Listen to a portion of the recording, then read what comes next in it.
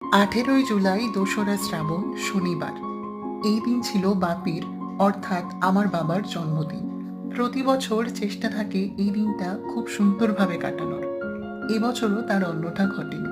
ছোটবেলা থেকে দেখতাম আমার ঠাম্মা ছেলের এই বিশেষ দিনটি খুব সুন্দর করে সাজিয়ে গুছিয়ে পালন করতেন এবং প্রতি বছর এই উপলক্ষে প্রচুর লোকজন নিমন্ত্রিত থাকতেন। ২০০৭ সালে আমার ঠাম্মা চলে যাওয়ার আগে দুটি দায়িত্ব আমার হাতে দিয়ে গিয়েছিলেন। একটি ছিল মন্দিরের পূজার্চনা এবং অপরটি তার ছেলের অর্থাৎ আমার বাপির। সেই ছোট্ট বয়স থেকে এই দিনটিতে ঠাম্মার মতো করে আয়োজন করার চেষ্টা করি।